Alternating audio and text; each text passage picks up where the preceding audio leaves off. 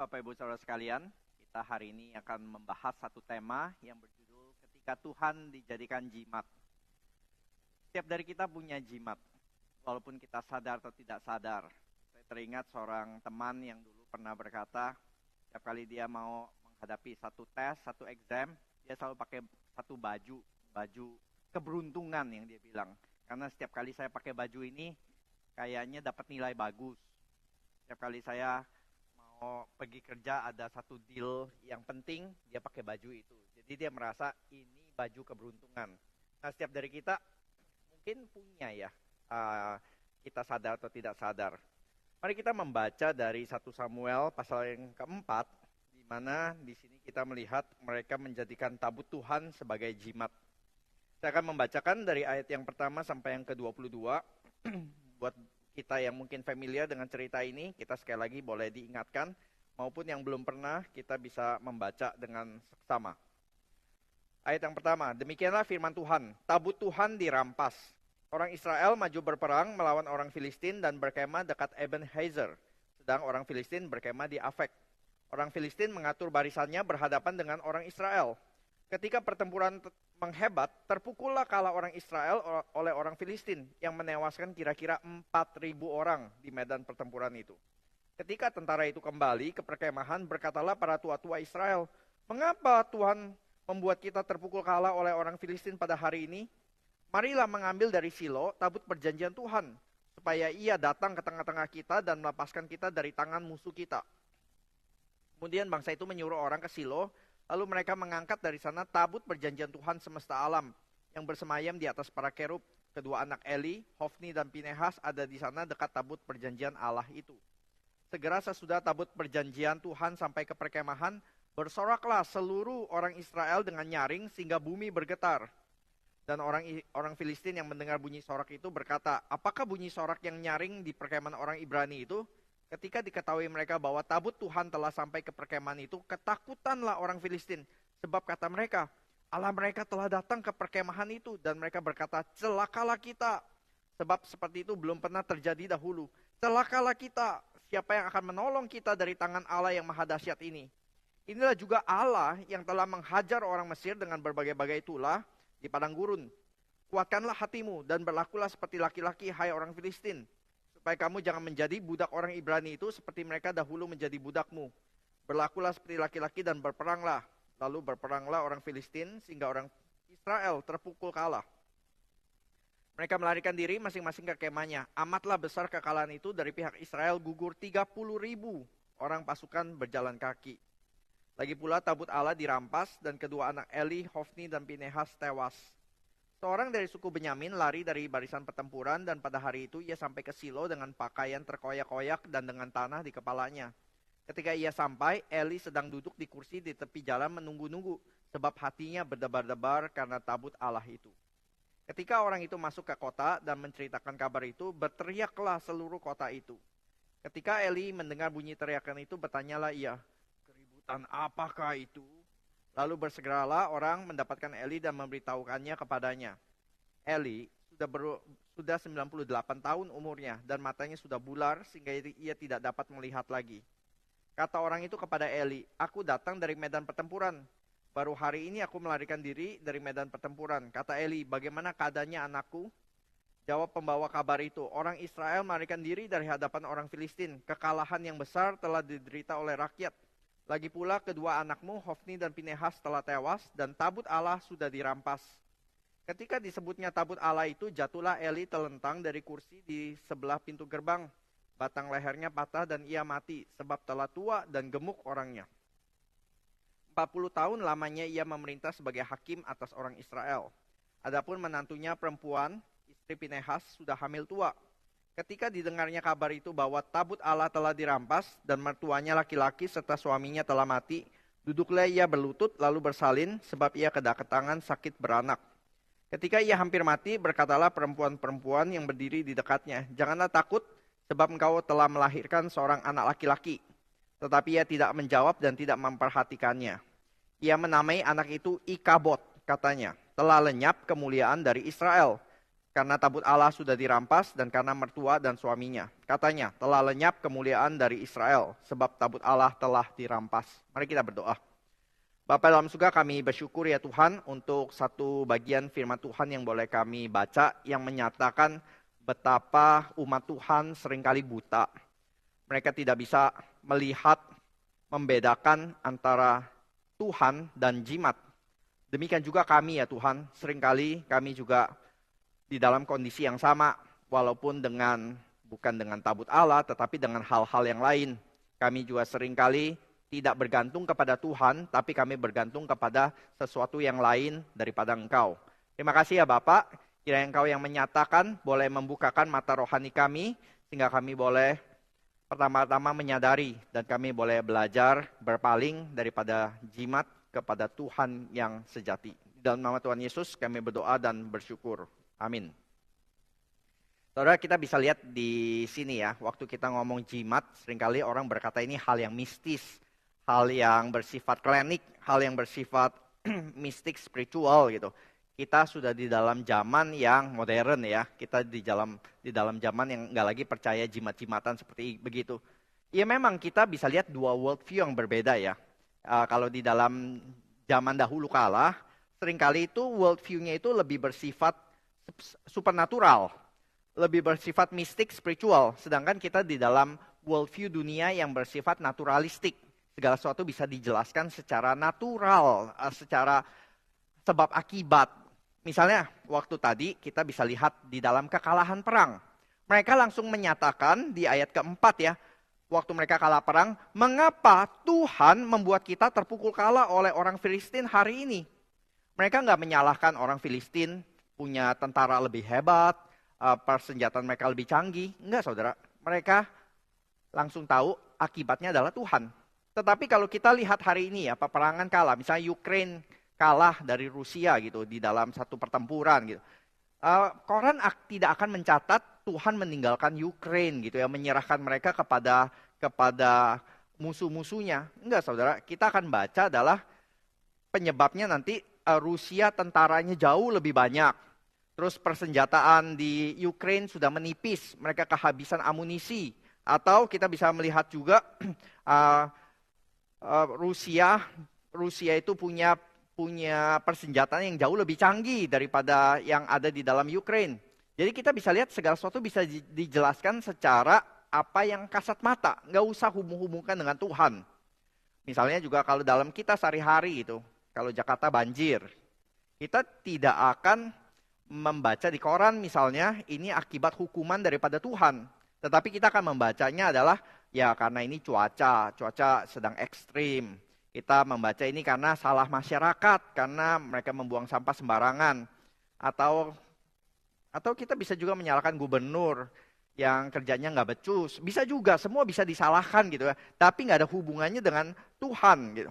Kita bisa menyatakan, memberikan alasan-alasan yang natural, yang alamiah gitu. Tetapi kita juga sadar di dalam hidup ini, mau tidak mau kita menyadari ada bagian-bagian yang bersifat supernatural, yang tidak bisa dijelaskan secara sains, secara teknologi. Dan ketika hal-hal besar terjadi, orang-orang itu belajar menyadari, kita tidak bisa menggantungkan kepada kekuatan manusia. Ada kekuatan yang lebih besar di sana, di luar sana begitu ya. Ada yang bersifat ilahi, supernatural. Tetapi seringkali ketika mereka beralih, kepada yang bersifat ilahi dan supernatural, kepada Tuhan, kepada agama, beribadah.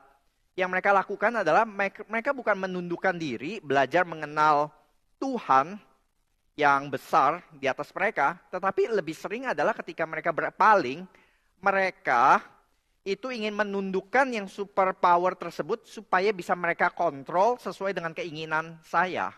Sesuai dengan keinginan kita. Nah itu yang namanya dijadikan jimat. Nah definisi jimat itu apa? Jimat itu adalah sesuatu yang bersifat supernatural yang berfungsi biasanya ya untuk menolong saya menghindari kecelakaan, bahaya, atau memberikan saya sesuatu atau keuntungan.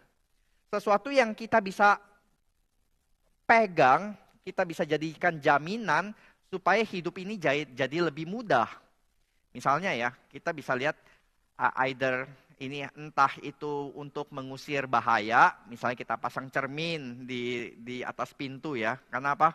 Karena nanti setan kalau ngaca, takut, tidak jadi batal masuk ke rumah begitu. Atau apa? Misalnya batu akik ya. Coba tampilkan slide di sini ya. Ya, batu akik, ada keris yang ada isinya untuk melindungi kita dari mara bahaya dan yang lain. Nah, hal-hal ini either untuk mencegah bahaya atau seperti kucing ini ya, yang saudara sering lihat di restoran yang begini-gini ya, untuk panggil customer, lai, mari datang, supaya restoran ini, toko ini laku gitu. Nah ini ya, jadi ketika toko itu laku, oh ini bukan urusan Tuhan, ini bukan karena doa, tapi karena kucing ini manjur loh. Kamu mesti beli deh. Kalau bisa beli lebih gede lagi, maka lebih banyak itu. Kekuatan menariknya lebih kuat juga. Jadi kita bisa lihat di sini ya. Menghindari celaka, menghindari suwe, atau mendatangkan hoki. Mendatangkan hoki ya bisa tadi, kucing tadi, bisa minyak enteng jodoh. Kalau pakai minyak nyong-nyong ini, nanti jodoh jadi lebih ringan. Ya. Atau dapat jodoh yang beratnya juga lebih ringan, tidak berat. Ya. Kita bisa lihat itu ya. Termasuk hal-hal yang bersifat spiritual pun bisa dijadikan jimat. Bukan hanya barang-barang tadi begitu ya. Tetapi barang-barang yang bersifat rohani, bahkan ada di Alkitab gitu. Contohnya apa saudara? Minyak urapan. Bahkan salib, kalung salib, itu bisa dijadikan jimat gitu ya. Film-film vampir kan, ngusir satannya pakai ini kan. Pakai salib perak ya. Dan even pendeta ya saudara. Kalau kita bisa lihat ya, pendeta gitu. Kemarin itu ada beberapa kami hamba Tuhan naik kapal terbang bareng beberapa jemaat gitu ya, di dalam satu tour, satu trip. Dan ada satu jemaat yang berkata, oh tenang, kali ini pasti aman. Gak usah doa pun, pasti pesawat nyampe. Ada banyak pendeta loh, mana mungkin pesawat ini jatuh ya. Saya akan bilang, Pak, kalau mau 100 pendeta di dalam pesawat ini, tapi yang nyetir itu supir bajai, saya juga nggak mau naik. Saya lebih mending nggak ada pendeta di sini, tapi yang nyetir betulan pilot begitu. Maka kita bisa lihat ya, seringkali orang-orang itu ya dengan humor atau dengan jokingly, tapi mereka punya anggapan ya seperti demikian ya. Yang lebih bisa digantungkan ini yang kasat mata begitu ya, yang tadi kita lihat ya, kalung salib, minyak urapan, bahkan pendeta. Itu semua bisa digantungkan. Dan berikutnya ya, kenapa jimat laku? Slide berikutnya, kalau kita lihat di sini, kenapa jimat laku? Karena yang pertama, saudara, jimat laku itu memberikan pengharapan. Memberikan pengharapan. Dan saya membaca satu artikel di koran ya, satu artikel pendek ini. Ini lagi berbicara tentang ahli ramal di Afghanistan itu lagi ngebum banget waktu itu. Nah, dikatakan demikian, mau dicaci atau dibenci, dukun-dukun Afghanistan itu tetap dicari. Saudara pusing mencari jodoh, frustasi lantaran kelamaan menganggur, bingung dengan arah cuaca, ingin lepas dari candu narkotik, bahkan suami yang kehilangan istri, dukun-dukun itu selalu bisa memberi solusi. Menjadi seorang yang bernama Abdullah Syarif ya, beberapa tahun yang lalu gak pernah kepikir datang ke dukun. Karena dia masih muda, tampangnya ganteng, gayanya lumayan keren, dan isi kantong cukup tebal. Jadi buat apa mengunjungi para peramal nasib tersebut? Tapi ketika Afghanistan kondisi politik peperangan itu semakin memburuk, toko dia semakin sepi, dan ternyata juga kondisi kehidupan semakin sulit ke depannya, maka dia mulai berpikir untuk mendatangi kepada dukun-dukun tersebut gitu ya. Dan ketika dia datang, dikatakan ada seorang dukun yang terkenal itu memegang kedua pergelangan tangan dan dahi Syarif, kemudian sibuk coret-coret di selembar kertas seolah-olah tengah menghitung masa depan pemuda, dan dikasih kertas tersebut. Dan ketika Syarif membacanya, hal itu melegakan hatinya. Karena dia berkata demikian ketika di interview. Mendengar suara lain di luar suara dari kepala kita yang, pikirannya itu negatif aja, terus bisa mendapatkan suara yang everything is gonna be okay. Semuanya bakal baik-baik saja. Itu yang saya butuhkan. Walaupun saya tahu ya, ini saya bayar dan Dia mungkin akan mengatakan hal-hal yang baik yang saya ingin dengar, tapi itu yang saya butuhkan gitu. Syarif memberikan pengharapan, setetes pengharapan di tengah-tengah lautan keputusasaan masih lebih mending. Jadi jimat itu laku karena memberikan pengharapan. Kalau sekarang ya mungkin bukan dukun ya, tapi mungkin motivational preachers, orang-orang motivational speakers yang memberikan suasana positif kepada pendengar-pendengar yang juga harus bayar datang ke seminar-seminar mereka. Kenapa jimat laku? Yang kedua, karena memberikan pegangan. Memberikan pegangan. Membuat saya itu feel in control. Ada sesuatu yang saya pegang. Ya. Susah ya kalau kita itu nggak pegang sesuatu. Saudara coba aja berdiri ya, seperti begini, otomatis tuh pengen pegang sesuatu gitu, supaya ya kita bisa lebih firm gitu. Nah biasanya jimat itu memberikan pegangan atau lebih kepastian bagaimana kepada orang-orang yang punya. Karena jimat itu biasanya perlu ada ritual tertentu ya, ritual tertentu gitu. Di mana orang itu nggak cuma sekedar nunggu, kan susah ya nunggu nggak ngapa-ngapain, itu lebih menderita dibanding harus melakukan sesuatu. Misalnya orang yang usia sudah lebih matang begitu ya, terus datang cuman disuruh tunggu waktu Tuhan ya. Loh, iya tapi kan kita tetap harus ada usaha gitu ya.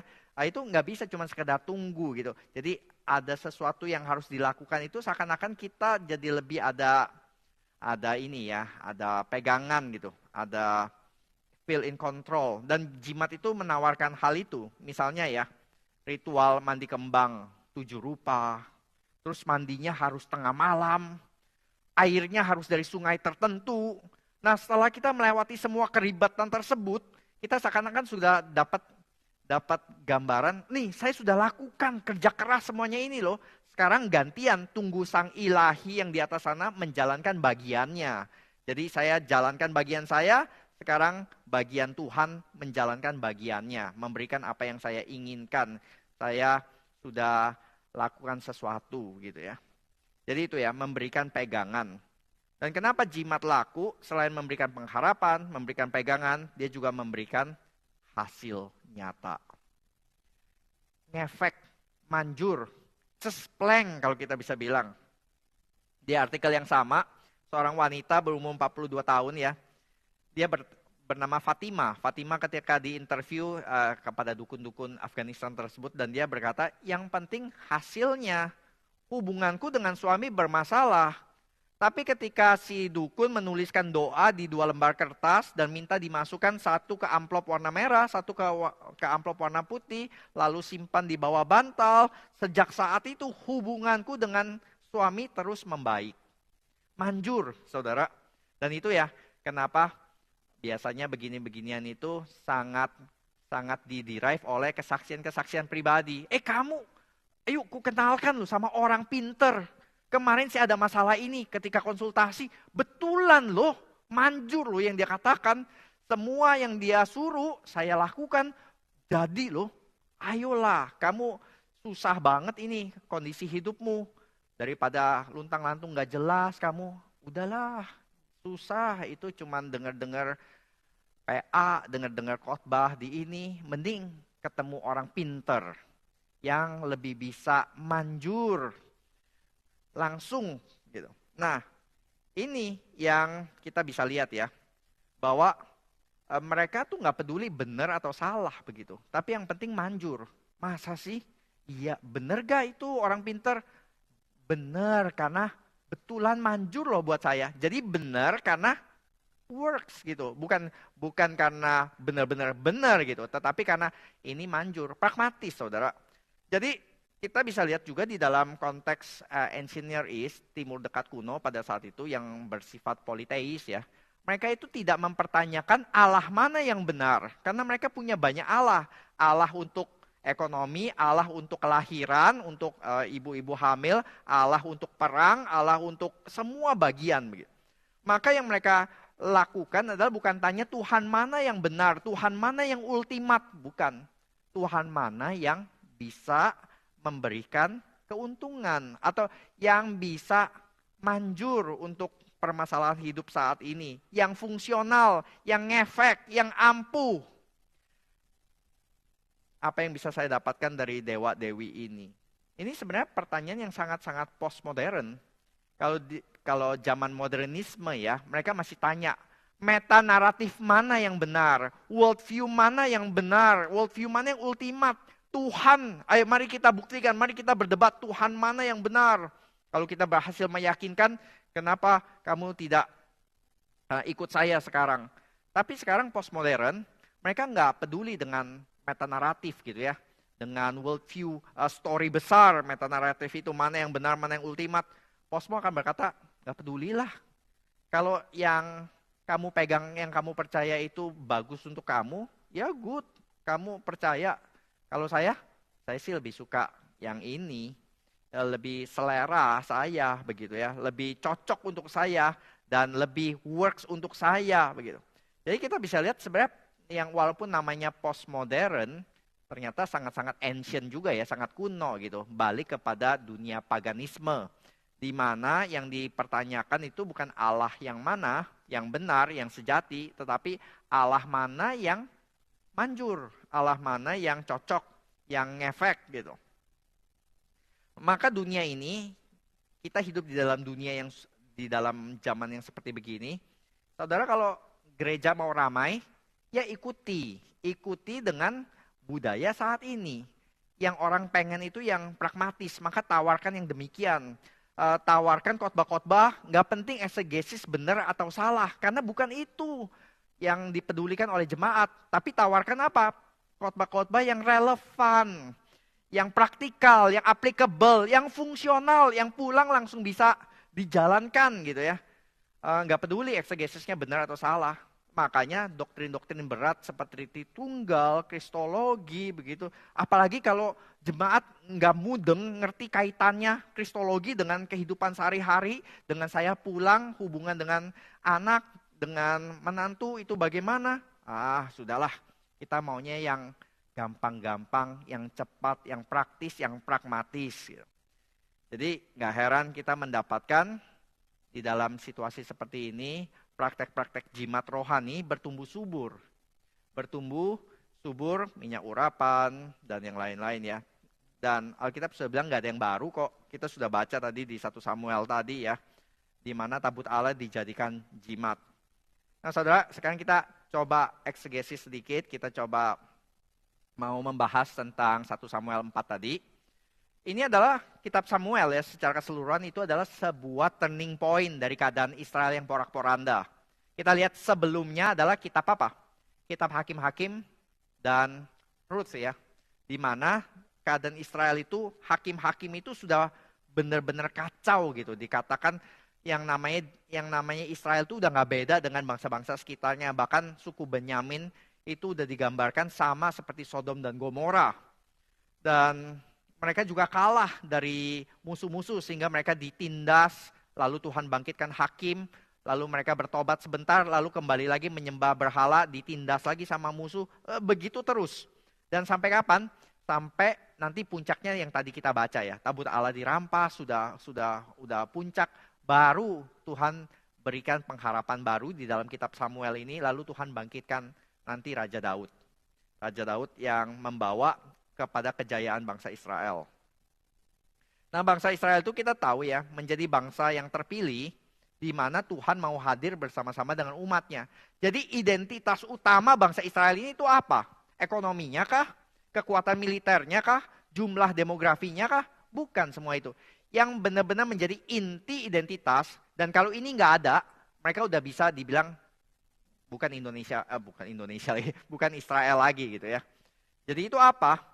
Itu kehadiran Tuhan, kemuliaan Tuhan, di mana Musa sangat sadar ya, Tuhan jangan bawa kami kalau engkau tidak menyertai kami, karena buat apa kami masuk ke tanah perjanjian tapi nggak ada kamu? Ya ini sama aja, ini omong kosong gitu, ini bukan Israel dengan demikian. Maka selama Tuhan menyertai, bangsa Israel disegani, dijaga oleh Tuhan. Dan bangsa Israel mulia bukan karena mereka lebih hebat, tapi karena Tuhan menyertai, hadir bersama-sama dengan umatnya. maka hukuman Tuhan yang paling dahsyat, yang paling ultimat, itu bukan mereka kalah perang. Bukan mereka kelaparan. Bukan mereka ditimpa banyak tulah penyakit. Bukan. Hukuman Tuhan yang paling akhir bagi bangsa Israel adalah ditinggalkan oleh Tuhan yang menjadi sumber identitas mereka. Dan Tuhan meninggalkan. Nah ini yang kita baca tadi ya, Tuhan meninggalkan. Kondisi bangsa Israel tuh sudah sangat parah ya di 1 Samuel awal ini. Dan penulis Alkitab tuh suka pakai permainan kata untuk mengungkapkannya. Ketika awal-awal di pasal-pasal awal, anak-anak Imam Eli digambarkan Eli, pemimpinnya dan anak-anaknya, itu digambarkan sebagai pemimpin yang korup. Anak-anaknya digambarkan sebagai worthless man, orang-orang dursila. Yang harusnya adalah ya imam-imam yang kudus, tapi digambarkan yang dursila. Mereka tidak mengindahkan Tuhan. Mereka memandang rendah korban untuk Tuhan. Dan mereka main cewek. Gitu. Jadi kita bisa lihat kehidupan moralnya hancur, kehidupan spiritualnya juga hancur. Karena itu Tuhan berikan peringatan ya. Barang siapa menghormati aku, akan kuhormati. Barang siapa menghina aku, akan dipandang rendah. Dan Tuhan sudah memberikan penghakiman. Eli dan anak-anaknya pasti akan mati. Pasti. Gitu. Jadi itu penghukuman yang akan diberikan. Jadi kita bisa lihat kondisi Eli dan anak-anaknya itu menjadi gambaran dari seluruh bangsa Israel. Eli itu berkali-kali digambarkan dia itu gemuk, big, kabot. Nah, bahasa aslinya itu kabot ya. Kabot itu juga kata yang sama untuk menggambarkan kemuliaan Tuhan. Mulia sama berat itu sama.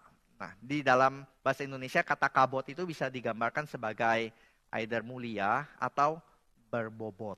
Gitu ya. Berat bukan berat secara kiloan, tapi wah dia orang yang berbobot. Nah, kita sering ini kan ya, kalau kemarin saya ketemu teman saya yang udah beberapa tahun gak ketemu, terus dia udah lebih gede. Saya memanggil dia, Jo, sekarang lu sudah lebih berbobot ya. Dan dia tahu ya, berbobotnya itu bukan secara karakter, bukan secara ini, tapi secara berat tubuh gitu. Tapi kita waktu berkata seseorang itu berbobot gitu ya, itu bisa karena pikirannya itu sangat berbobot, bisa karena karakternya sangat berbobot, atau kemuliaan orang yang mulia ya, yang hebat begitu. Nah ini kita bisa lihat di satu sisi dikatakan Eli itu kabot, berat, gemuk. Tuhan itu juga kabot dan kabot meninggalkan Israel. Kemuliaan Tuhan meninggalkan Israel gitu. Nah kata kabot ini sama gitu. Tetapi yang mestinya Israel, Eli dan Israel itu adalah kabot, mulia. Tapi lebih digambarkan seperti gambaran ini saudara. Coba ininya ya, slide-nya. Gambaran ini. Itu apa? Gambaran kotak bungkusan Citato kosong ya. Kemarin anak saya beli, gede gitu, waktu dibuka isinya angin, isinya dikit di bawah begitu. Nah itu seperti gambaran bangsa Israel seperti itu. Terlihat gemuk dari luar, berbobot dari luar, tapi kosong di dalam, kopong, keropos. Mereka namanya aja umat pilihan Tuhan, tapi Tuhan sudah meninggalkan mereka. Tuhan sudah nggak di dalam mereka lagi, Tuhan sudah meninggalkan mereka. Jadi gembung gede tapi isinya kosong, angin doang. Sudah tidak ada kehadiran Tuhan bersama-sama dengan mereka. Jadi kita lihat tadi para tua-tua sadar ya, kekalahan perang mereka itu bukan karena mereka kalah strategi atau karena bangsa Israel lebih hebat, tapi karena pekerjaan Tuhan. Mereka menanyakan pertanyaan yang tepat di dalam saat itu. Mengapa Tuhan membuat kita terpukul kalah? Oh, karena ya Tuhan nggak memberikan kemenangan. Kenapa Tuhan nggak kasih kemenangan? Karena Tuhan nggak ikut sama kita. Gimana caranya Tuhan bisa ikut kita? Ya bawa dong Tuhan ke sini. Gimana caranya bawa Tuhan? Ya kan Tuhan hadirnya di dalam tabut gitu ya. Maka ya tabutnya bawa ke sini dong. Oh good idea ya. Betul juga. Tabut Tuhan di mana? Di Silo. Kalau begitu kirim orang ambil ke Silo. Maka mereka panggil orang dan orang tergopoh-gopoh pergi ke Silo mengambil. Dan ketika tabut Tuhan ada di medan peperangan, langsung kita bisa melihat ini ya, efeknya gitu. Orang Israel langsung huat, dan Alkitab agak lebay ya. seluruh bumi bergoncang begitu untuk menggambarkan betapa semangat mereka itu terbakar, bergelora. Mereka sudah yakin kalau ada Tuhan di sini nggak mungkin mereka kalah. Dan bukan hanya orang Israel yang benar-benar terguncang, tetapi orang Filistin tidak kalah terguncang. Celakalah kita. Mereka juga melihat gawat ini. Orang Israel berpikir kita pasti menang, orang Filistin berpikir kita pasti kalah karena tabut Tuhan di sini. Dan mereka punya pengertian yang benar loh. Mereka belajar sejarah dengan tepat gitu. Kenapa mereka segitu takutnya sih orang Filistin? Karena mereka berkata, ini celaka kita, siapa yang bisa tolong kita dari tangan Allah yang maha dahsyat. Ini Allah yang menghajar orang Mesir dengan berbagai-bagai tulah di padang gurun. Kita kan udah ikut sejarah bangsa Israel nih. Kita di kelas itu belajar bagaimana 10 tulah menghancurkan Mesir dengan lulu lantak gitu. Siapa yang bisa lawan? Mesir aja kalah, Firaun aja kalah, apalagi kita. Kita lebih kecil daripada Mesir. Maka celakalah kita ya. Jadi kita bisa lihat ya, mereka itu tahu tentang Tuhan. Lalu salahnya di mana? Kenapa bisa dibilang ini jimat? Kan teologinya benar, sejarahnya benar. Iya, saudara, kita jangan naif ya kalau berkata sebagian benar itu pasti benar. Yang namanya ajaran sesat, apalagi ajaran sesat yang cukup berkembang, yang besar begitu ya, biasanya adalah hampir benar, tetapi ada satu bagian yang mereka twist, yang mereka putar, yang mereka pelintir, dan yang mereka menawarkan separuh kebenaran. Jadi kita bisa berkata, ya betul sih, kalau secara dari sisi sini ya, sampai kita bisa melihat sisi lainnya yang tidak dibuka, baru kita tahu kesalahan-kesalahan atau kesesatan ajaran tersebut. Nah, di sini apa itu? Yang benarnya tadi ya, Allah yang perkasa. Tapi bagian mana yang mereka tutup-tutupi, yang menjadi kesesatan mereka? Yaitu adalah ini. Mereka mau terima Tuhan yang perkasa. Kan mereka melihat ya di dalam Israel, let my people go, Yahweh berkata kepada Firaun. Ya, dan Allah yang perkasa, tangan yang kuat itu berhasil membawa orang Israel keluar. Tapi mereka cuman kutip separuh ya, let my people go. Karena separuh berikutnya adalah so that they may worship me. Supaya mereka menyembah aku. Nah ini nggak boleh dipisahkan antara Exodus dengan worship, dengan penyembahan. Kebebasan dengan penyembahan. Kita dibebaskan bukan supaya bisa hidup seenaknya, kita dibebaskan supaya kita bisa menyembah Tuhan. Nah, bangsa Israel di sini cuma mau bagian sini. Allah yang perkasa yang bisa membebaskan, Allah yang sudah berhasil gebukin Firaun. Nah ini yang kita mau. Tapi yang bagian yang kita harus menyembah Tuhan, kita harus beribadah kepada Dia, nah itu nggak mau gitu ya. Karena kita bisa lihat kan, di sini urusan moral, udah jangan ikut campur Tuhan. Ini urusan dua anak Eli ya, ini urusan seksual saya, kamu jangan ikut campur. Urusan ngambil-ngambil keuntungan, cuan, ini jangan ikut campur. Urusan sama Tuhan itu di dalam bidang rohani saja. Tapi urusan cuan, urusan pacaran, urusan seksualitas, itu bagian privat saya. Gak ada urusan sama Tuhan. Tapi urusan perang, kita perlu. Karena kami mau bagian Tuhan yang perkasa, yang tangannya kuat itu. Tapi bagian yang harus tunduk, harus beribadah, kita gak tahu mau. Jadi di situ ya. Itulah tahu dari mana mereka sudah menjadikan Tuhan sebagai jimat. Tadi kita udah bahas jimat itu sesuatu yang bisa kita pegang, kita kontrol. Mereka berpikir waktu bawa tabut, mereka bisa kunci Tuhan di sini ya. Mereka bisa kontrol Tuhan. Nggak mungkin Tuhan kalah. Karena apa? Nggak mungkin dong dia membiarkan namanya dicoreng. Nggak mungkin dong dia membiarkan dirinya kalah. Ada Tuhan di sini. Mana mungkin Tuhan kalah? Gitu. Jadi pasti ngefek, pasti predictable. Dan ternyata worldview ini sama ya. Orang Israel sama, orang Filistin sama. Mereka berpikir ya begini. Ternyata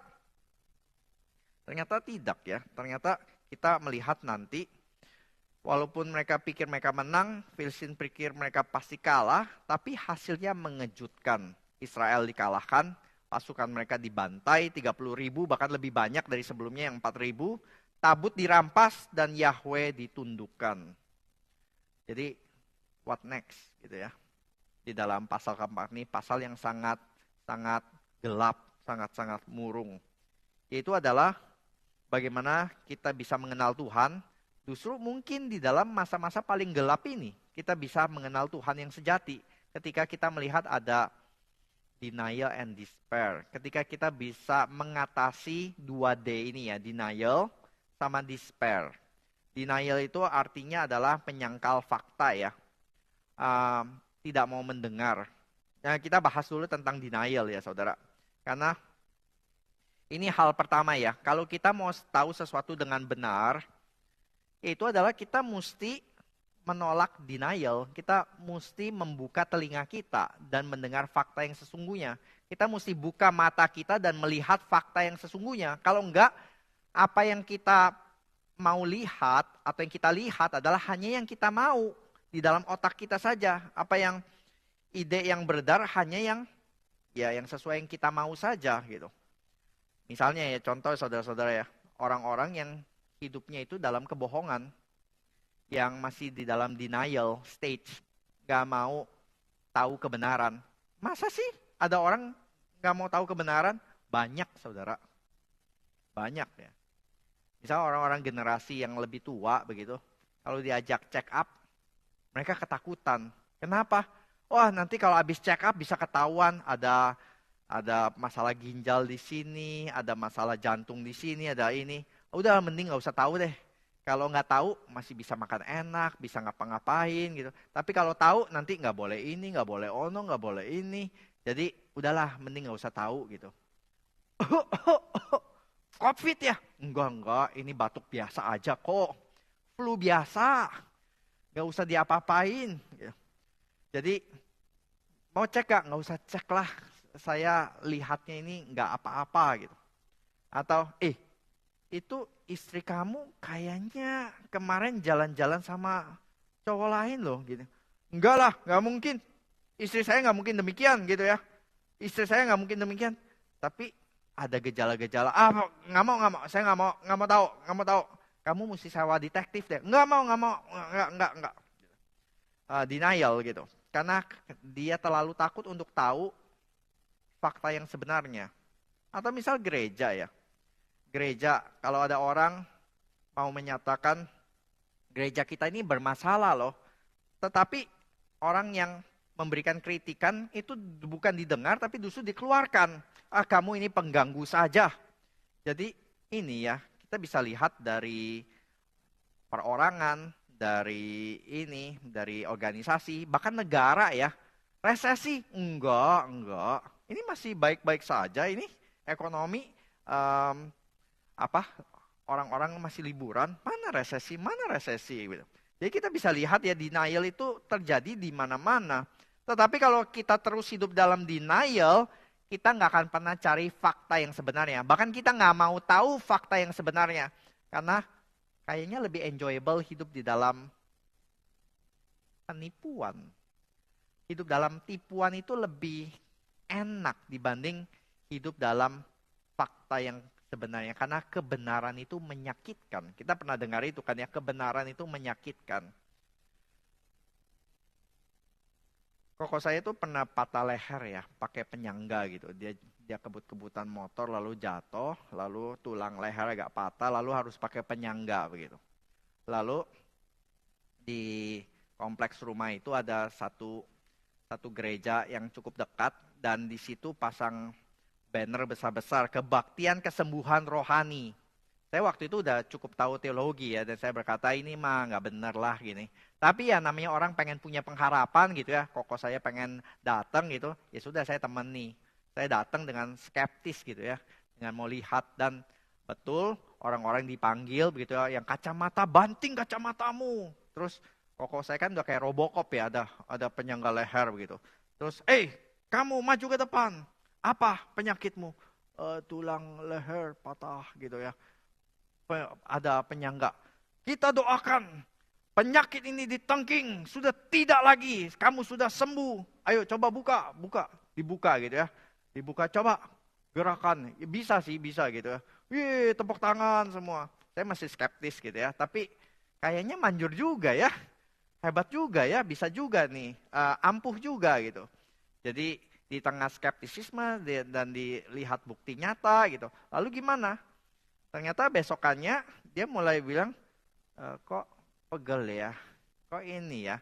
Dan besokannya lagi benar-benar udah nggak bisa jalan, nggak bisa angkat kepala dan harus pakai penyangga leher lagi. Baru bisa berjalan lagi, baru bisa ini ya, berfungsi lagi. Ternyata saudara itu belum sembuh. Itu ya ternyata ini aja ya, efek placebo ya, tidak sembuh gitu. Dan tetapi kita bisa lihat di sini, hidup dalam denial ya, seakan-akan, aduh, dalam 2 hari awal tadi itu masih hidup denial. Enggak lah, kemarin pendetanya udah bilang sembuh kok. Betulan, paling ini cuma leher sakit-sakit sebentar gitu, besok-besok pasti udah sembuh gitu. Sampai faktanya membuktikan belum sembuh dan tidak sembuh. Maka baru menyatakan itu ya, kemarin itu ya inilah dukun-dukunan tertentu yang ternyata tidak membawa kesembuhan secara long term, tetapi hanya efek placebo jangka pendek. Jadi kita bisa lihat di sini, penulis pasal keempat ini dengan gamblang mau menyatakan fakta yang sebenarnya. Apa fakta yang sebenarnya? Undeniable facts ya. Fakta yang tidak mungkin bisa diragukan lagi. Yaitu kan mereka berpikir, kok bisa tabut Allah dirampas? Nggak mungkin Tuhan kalah. Nggak mungkin. Tapi untuk menyatakan itu ya, penulis sampai catat di ayat ke-11, tabut Allah dirampas, 17 tabut Allah sudah dirampas, tabut Allah sudah dirampas. Persis kata yang sama 5 kali muncul bertubi-tubi. Mau menyatakan apa sih? Orang-orang itu mungkin melongo ya, tabut Allah kok bisa dirampas? Itu kayaknya unthinkable banget, nggak mungkin, nggak kepikir, not in their wildest dream gitu orang berkata. Tetapi faktanya, Alkitab bilang faktanya pasal keempat ini sampai 5 kali. Faktanya adalah tabut Allah dirampas, kalah sama Dagon. Dibawa ke Filistin sebagai tawanan. Kenapa sih orang hidup dalam denial, saudara? Karena orang tidak siap terima fakta kebenaran. Karena orang tidak mau pengharapannya itu dihancurkan. Mereka lebih suka hidup dalam PHP, pengharapan palsu di dalam daripada pengharapan dihancurkan dan terima fakta yang sebenarnya. Itu ya, mereka nggak bisa terima gitu. Karena gambaran mereka tentang Tuhan itu dihancurkan. Tuhan yang perkasa itu ternyata nggak perkasa ya. Tapi justru disitulah mulai terjadinya satu pengenalan yang sejati, yang benar gitu. Ekspektasi, ternyata yang salah itu bukan Tuhan. Yang salah itu ekspektasi mereka kepada Tuhan. Kalau mereka bawa tabut, Tuhan harus menang. Dan Tuhan bilang nggak bisa. Ekspektasimu yang harus dirubah begitu. Kalau kita sama tuh orang aja bisa kaget ya, ekspektasi kita bisa beda gitu ya. Saya pikir kamu begitu, ternyata begini. Itu orang aja kita bisa salah ekspektasi ya. Namanya ekonomi juga kita bisa salah duga ya, kita bisa salah prediksi. Apalagi Tuhan ya, yang lebih besar daripada segala sesuatu begitu. Tuhan yang tidak terbatas, Tuhan yang tidak bisa diduga, dia dinamis, tidak bisa dipredik. Maka ketika itu terjadi, biasanya kalau ini ya, denial kita dihancurkan, apa yang terjadi berikutnya? Despair, saudara, putus asa. Kemarin ya, misalnya Ukraine ya, sudah berpikir asal dapat dapat persenjataan mereka bisa menang lagi. Tapi lama-lama mereka mulai sadar, kayaknya mereka nggak akan menang ini. Kayaknya mereka nggak segampang itu bisa mengalahkan dengan bantuan senjata dan yang lain. Mereka mesti melihat fakta selanjutnya gitu. Dan biasanya setelah fakta itu menghancurkan denial mereka, berikutnya apa? Despair ya. Ya, apalagi yang bisa kita harapkan? Tabut Allah sudah dirampas, apalagi yang kita bisa harapkan? Mulai despair itu putus asa ya, mulai putus asa lah, mulai nggak ada pengharapan. hopeless and helpless. Dan ini digambarkan dengan kalimat menantu Eli terakhir ya. Namai anak itu Ikabod, telah lenyap kemuliaan dari Israel. Secara militer kalah, secara politik kekuasaan pemimpin mati, secara religius Yahweh kalah. Apalagi saudara, hopeless dan helpless. Hopeless, helpless. Karena help, satu-satunya help ya. Mereka berpikir tabut ini pertolongan terakhir. Gitu ya. Kita kalah 4.000 orang mati, tapi jangan takut. Tabut ini pertolongan satu-satunya. Pertolongan terakhir. Tapi ternyata kekalahan makin besar. Hopeless, nggak membantu sama sekali. Makanya hopeless. Tabut Allah kan pengharapan terakhir ya, satu-satunya. Bom nuklirnya gitu ya. Kartu terakhir, kartu joker terakhir, apapun bisa dikeluarkan dan semua kalah. Ternyata nggak, waktu keluar bukan kartu joker. Ternyata cuman angka 2 yang gampang dikalahkan. Dan bukan bom nuklir, tetapi petasan yang nggak nyala. Dan dirampas pula. Maka orang Israel putus asa dan despair. Tapi apakah berhenti di sana, saudara? Ternyata enggak ya. Orang harus melewati titik 0. 0 dulu, baru bisa. Tadi kan udah minus ya digambarkan di bangsa Israel itu semuanya minus gitu ya. Secara rohani minus, secara pemimpinan minus semua. Dia harus sampai di 0 dulu, baru setelah itu Tuhan bisa tampilkan sesuatu yang baru. Saya pernah membaca artikel dari Walter Brueggemann ya, judulnya Faith on the Null Pang. Itu nulpang itu, nulpung atau nulpang gitu ya. Itu artinya ground zero, artinya 0, titik 0 gitu ya. Iman di titik 0. Saya berikan satu kutipan ya dari artikel tersebut ya. Bagi Israel, ini adalah titik di mana paling sulit untuk melihat bagaimana apa yang telah dijanjikan Tuhan dapat terjadi. Apa janji Tuhan ke depan tuh bagaimana? Bagaimana Tuhan masih bisa menepati janjinya? Israel memiliki 2 tugas. Yang pertama melepaskan apa yang telah pergi, mengakui apa yang telah Tuhan akhiri. Denial ya, tadi ya. Melepaskan harapan palsu mereka. Dan menerima karunia harapan yang secara tidak dapat dijelaskan dan tidak perlu ditawarkan kepada mereka. New hope. Israel terjebak di antara akhir yang lama dan awal yang baru. Dan dalam konteks inilah harapan eskatologis mereka muncul. Kalau saya boleh gambarkan dengan lebih lebih visual, gambarannya seperti ini, saudara. Itu saya pernah menyaksikan itu ya, satu hutan di Amerika habis terbakar. Semua pohon-pohon yang megah tadinya langsung jadi hamparan tanah yang nggak ada lagi pohon-pohon berdiri. Semuanya itu seperti potongan arang-arang yang sudah hitam, yang sudah terkujur di seluruh tanah tersebut yang hitam. Dan nggak ada tanda-tanda kehidupan. Lebih gampang itu membayangkan gitu ya. Pengharapannya itu ada satu pohon yang nggak habis terbakar, yang bisa meneruskan gitu. Seperti apa, kemarin ada tsunami atau ada apa, ada satu gereja yang tetap kokoh berdiri. Ini enggak, saudara. Semuanya habis. Nggak ada satu pun tersisa. Sama seperti kejadian 1 Samuel 4 ini, nggak ada yang tersisa.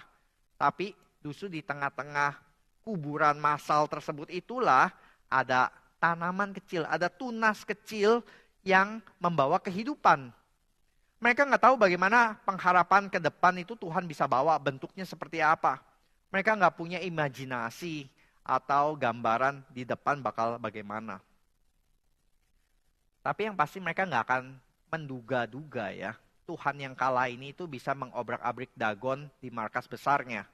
Dagon itu sampai putus tangannya harus menyembah tabut Allah. Mereka nggak akan tahu cerita itu. Mereka nggak akan membayangkan Allah yang kalah, tabut Allah yang dirampas itu ternyata tidak kalah. Tetapi justru sedang menghancurkan musuh di jantung kekuasaannya. Dan nanti someday setelah orang-orang Filistin habis dihajar dengan tulah, tabut Allah yang katanya kalah itu kembali, eksodus ya, dari tanah musuh kembali ke tanah perjanjian dengan kemenangan dan kemuliaan. Bukan bantuan dari tentara-tentara Israel, tetapi tangan Allah satu-satunya sendiri. Ya ini yang kita bisa lihat ya, true hope ya. Sesuatu yang mereka nggak bisa membayangkan Allah bisa kalah, sekaligus juga mereka nggak bisa membayangkan Allah itu bisa menang di markasnya Dagon. Itu sebabnya banyak iman sejati itu muncul setelah iman keliru dan jimat berhala kita harus dihancurkan terlebih dahulu. Nulpung, ground zero, titik balik. Pengalaman yang gak enak, menyakitkan, tapi itu diperlukan. Seperti bangunan yang miring ya, itu gak bisa cuma sekedar tambah sulam, tambah itu ya, kayu menopang, nggak bisa. Itu harus dihancurkan seluruhnya, rata dengan tanah, baru mulai bangun ulang.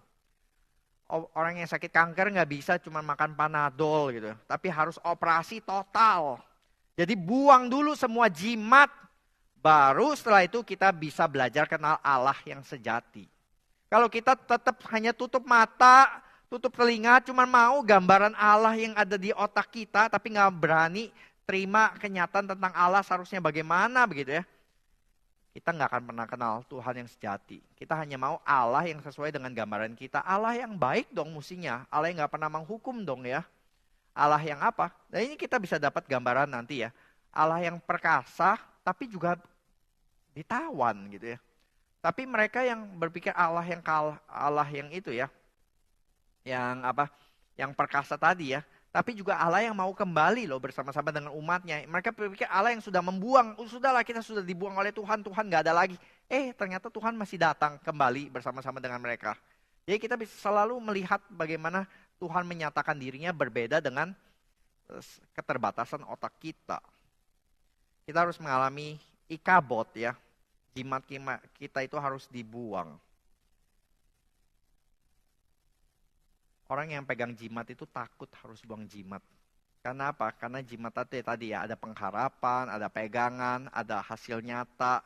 Berani gak saudara tinggalkan? Untuk mendapatkan sesuatu yang lebih baik dan lebih besar. Yaitu apa? Tuhan itu sendiri. Zaman pandemi ya banyak dari gereja-gereja luar yang pengajarannya kita bisa bilang tidak bertanggung jawab ya. Mereka sebelumnya tidak terekspos, tapi karena lebih gampang mereka banyak akses live streaming kita begitu dari gereja Reform gitu. Nah, seperti ikut-ikut live streaming seperti ini, lalu mereka mulai tercerahkan, lalu mereka mulai terjadi konflik di dalam pikiran mereka ya. Iya betul sih ya, ini sesuai dengan Alkitab ya, tapi ada benturan dengan teologi-teologi atau dengan pengajaran yang saya terima di gereja sebelumnya. Lalu bagaimana begitu? Dan kayaknya juga manjur loh yang di sebelum itu gitu.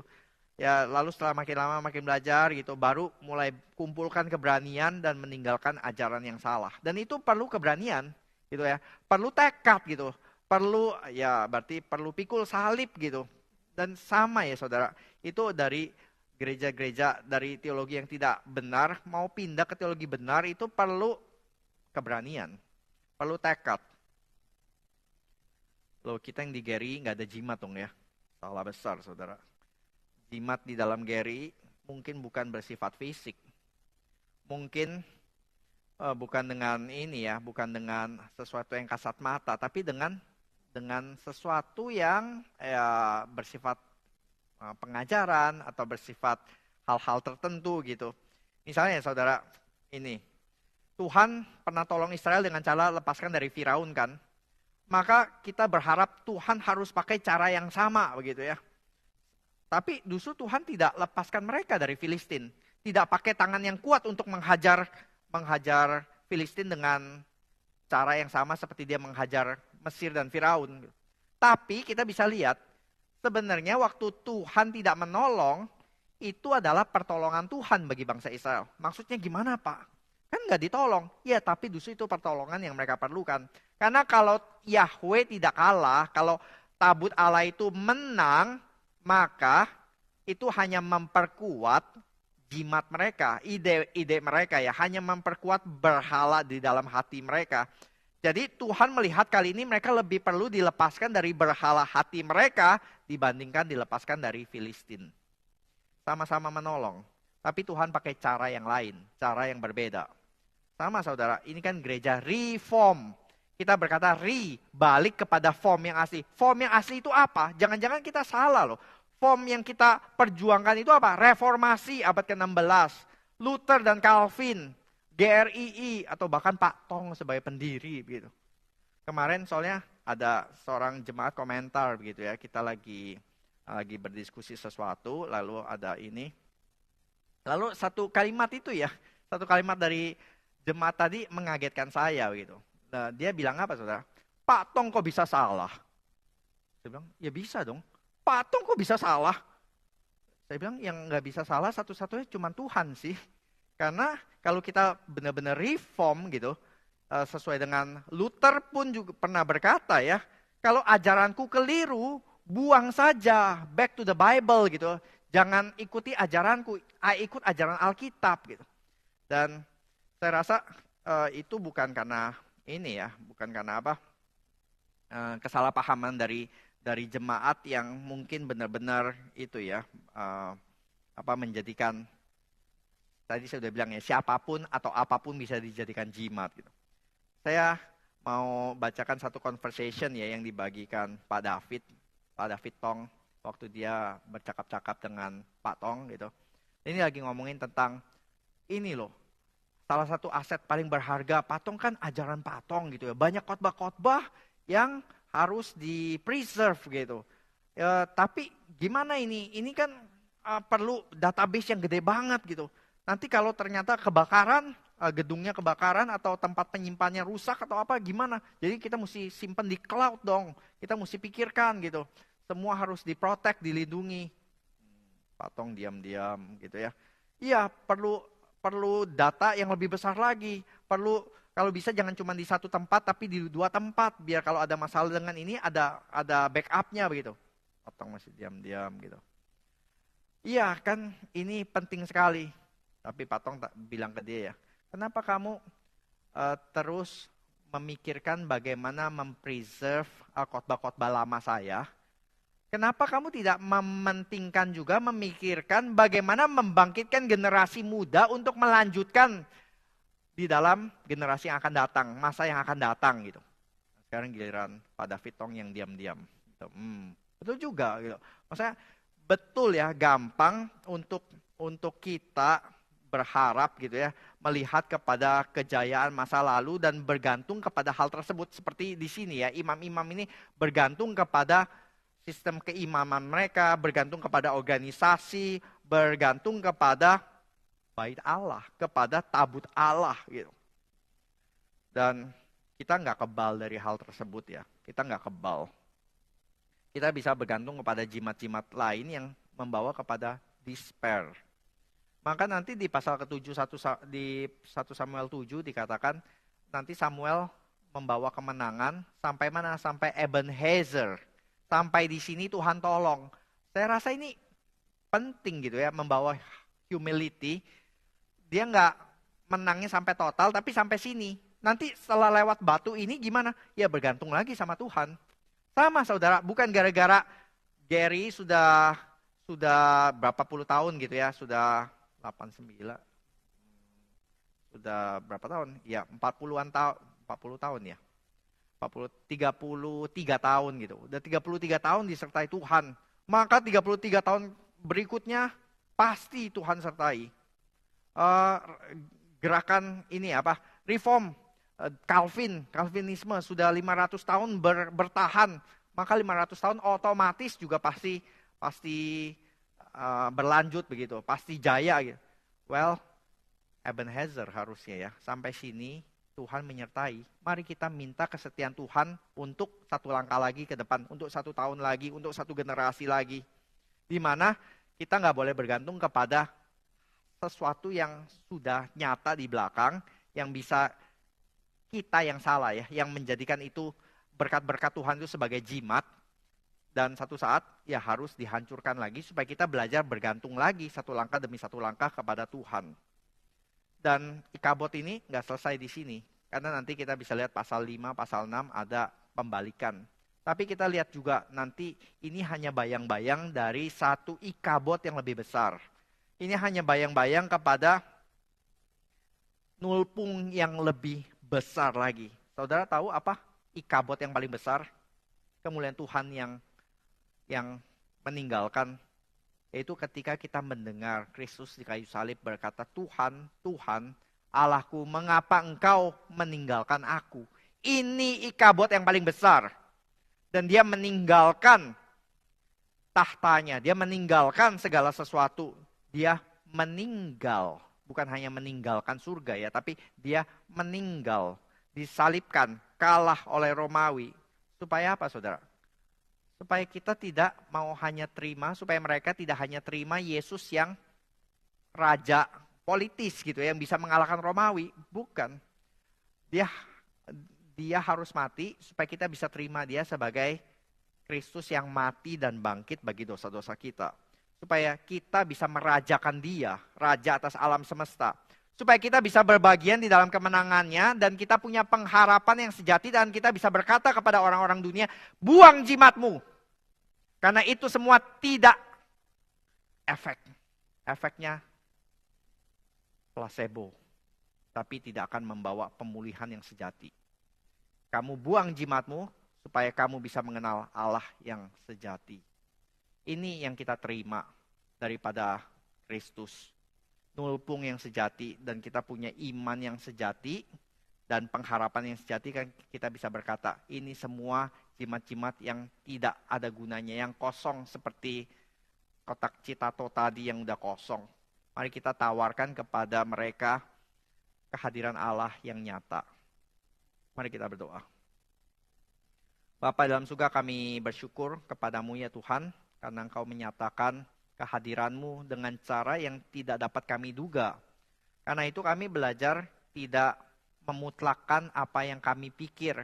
Tuhan seharusnya begini, Tuhan seharusnya begitu, karena begini dan begitunya adalah menurut kami saja. Kami boleh belajar cara Tuhan yang di luar pikiran kami, yang seringkali di luar pakem masyarakat. Tuhan yang mati, Tuhan yang kalah, tetapi juga Tuhan yang bangkit di hari ketiga. Tuhan yang mengalahkan kegelapan, yang mengalahkan kuasa-kuasa setan untuk membawa kami hidup di dalam kemenangan. Sehingga kami boleh belajar membuang jimat-jimat yang hanya menawarkan pengharapan palsu. Dan kami boleh mendapatkan pengharapan yang sejati di dalam Kristus Yesus. Terima kasih ya Bapak, kami serahkan setiap dari kami di dalam satu nama Tuhan kami Yesus Kristus. Amin. Saudara sekalian, di akhir PA kita malam hari ini, saudara yang ingin berbagian di dalam persembahan, bisa nanti ada QR code ya, yang ditampilkan, saudara bisa berbagian di sini. Tuhan memberkati, sampai ketemu di dalam PA-PA mendatang. Tuhan memberkati.